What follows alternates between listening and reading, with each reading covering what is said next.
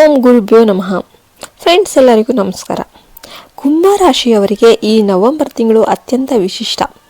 ಈ ಸಮಯ ಅವರ ಜೀವನದಲ್ಲಿ ಹೊಸ ಬೆಳಕನ್ನು, ಹೊಸ ಅವಕಾಶಗಳನ್ನು ಹಾಗೂ ಆಧ್ಯಾತ್ಮಿಕ ಶಾಂತಿಯನ್ನು ತರುತ್ತೆ. ಈ ತಿಂಗಳಲ್ಲಿ ನವೆಂಬರ್ 5ರಿಂದ 8ರ ನಡುವೆ ಸಂಭವಿಸುವ ಗ್ರಹ ಸ್ಥಿತಿಗಳ ಬದಲಾವಣೆಗಳು ಕುಂಭರಾಶಿಯವರಿಗೆ 4 ರೀತಿಯ ಅದೃಷ್ಟವನ್ನು ನೀಡುತ್ತೆ.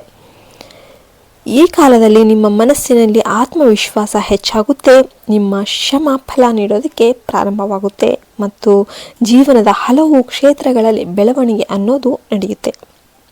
ಕುಂಭರಾಶಿಯವರು ಸ್ವಭಾವತಃ ಬುದ್ಧಿವಂತರು, ಧೈರ್ಯಶಾಲಿಗಳು, ಸಂವೇದನಶೀಲರು ಮತ್ತು ಮಾನವೀಯತೆ ಉಳ್ಳವರು. ಅವರು ಯಾವ ಕೆಲಸವನ್ನೇ ಮಾಡಿದರೂ ಕೂಡ ಅದನ್ನು ಸಂಪೂರ್ಣ ನಿಷ್ಠೆಯಿಂದ, ಪ್ರಾಮಾಣಿಕತೆಯಿಂದ ಮುಗಿಸ್ತಾರೆ. ಆದರೆ ಕೆಲವೊಮ್ಮೆ ಅತಿಯಾದ ಯೋಚನೆ ಅಂದರೆ ಓವರ್ ಥಿಂಕಿಂಗ್ನಿಂದ ತಮ್ಮನ್ನು ತಾವೇ ಹಾಳು ಮಾಡ್ಕೊಂಡ್ಬಿಡ್ತಾರೆ. ಮನಸ್ಸಿನ ಅಲೆಮಾಲಿ ಒಂದು ಕಡೆ ಕೆಲವೊಮ್ಮೆ ತೀರ್ಮಾನಗಳಲ್ಲಿ ಗೊಂದಲ ಉಂಟು ಮಾಡಬಹುದು. ಆದರೂ ಕೂಡ ಈ ನವೆಂಬರ್ನಲ್ಲಿ ನಿಮ್ಮ ಮನಸ್ಸು ಹೆಚ್ಚು ಶಾಂತವಾಗಿರುತ್ತೆ. ಧೈರ್ಯ ಮತ್ತು ಸಮಾಧಾನದಿಂದ ಕೆಲಸ ಮಾಡಲು ಸಾಧ್ಯವಾಗುತ್ತೆ. ಈ ವೇಳೆಯಲ್ಲಿ ಶನಿ ಗ್ರಹದ ಪ್ರಭಾವ ಕುಂಭರಾಶಿಯವರಿಗೆ ಸಕಾರಾತ್ಮಕವಾಗಿ ಕೆಲಸ ಮಾಡಲಿದೆ.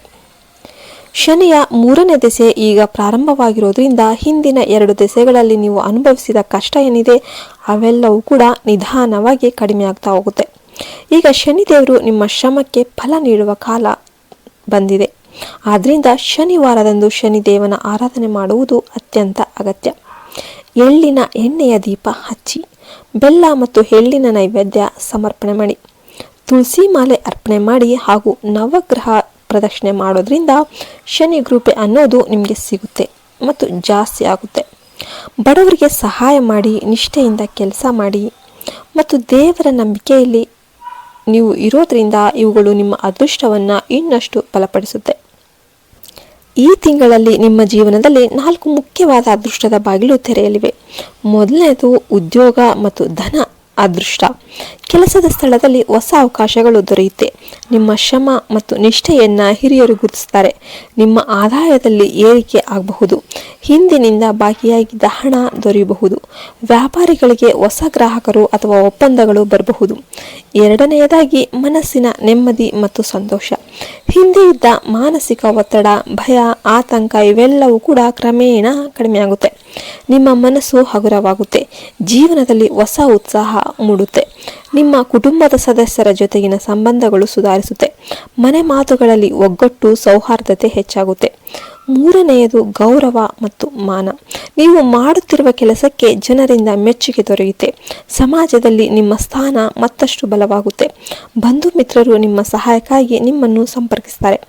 ಹಿಂದೆ ನಿಮ್ಮ ಸಾಮರ್ಥ್ಯವನ್ನು ಅತಿಯಾಗಿ ಪರಿಗಣಿಸಿದವರು ಈಗ ನಿಮ್ಮ ಸಾಧನೆಯನ್ನು ಗುರುತಿಸ್ತಾರೆ. 4ನೆಯದು ಎಚ್ಚರಿಕೆಯ ಅದೃಷ್ಟ. ಈ ಸಮಯದಲ್ಲಿ ಒಬ್ಬ ಮಹಿಳೆಯ ಮಾತು ಅಥವಾ ವರ್ತನೆಯಿಂದ ನಿಮಗೆ ಸ್ವಲ್ಪ ಅಸಮಾಧಾನ ಉಂಟಾಗಬಹುದು. ಆಕಸ್ಮಿಕವಾಗಿ ಯಾರಾದರೂ ನಿಮ್ಮ ನಂಬಿಕೆಯನ್ನು ಪರೀಕ್ಷಿಸುವ ಸಂದರ್ಭ ಬರಬಹುದು. ಆದ್ದರಿಂದ ಧೈರ್ಯವನ್ನು ಕಳೆದುಕೊಳ್ಬೇಡಿ. ಕಲಹ ಅಥವಾ ವಿವಾದಗಳಿಂದ ದೂರ ಇರಿ. ನಿಮ್ಮ ಮಾತುಗಳಲ್ಲಿ ಶಾಂತಿ ಮತ್ತು ವಿವೇಕ ಇರಲಿ.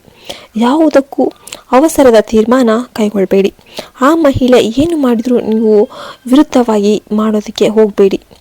ಈ ತಿಂಗಳು ಧಾರ್ಮಿಕ ದೃಷ್ಟಿಯಿಂದಲೂ ಕೂಡ ತುಂಬ ಶುಭಕರ. ತೀರ್ಥಯಾತ್ರೆ ಮಾಡುವ ಅವಕಾಶ ದೊರೆಯಬಹುದು ಅಥವಾ ದೇವರ ಕೃಪೆಯ ಅನುಭವ ಕೂಡ ನಿಮಗೆ ಆಗಬಹುದು. ಮನೆಯಲ್ಲಿ ಹೋಮ, ಪೂಜೆ, ದಾನ ಧರ್ಮ ಮಾಡಿದರೆ ಶನಿ ಪ್ರಭಾವ ತಗ್ಗುತ್ತೆ. ಈ ಸಮಯದಲ್ಲಿ ನಿಮ್ಮ ಜೀವನದಲ್ಲಿ ನಡೆದಿರುವ ಪ್ರತಿಯೊಂದು ಘಟನೆ ದೇವರ ಇಚ್ಛೆ ಎಂದು ನಂಬಿ ಕೃತಜ್ಞತೆಯಿಂದ ಬದುಕಿ.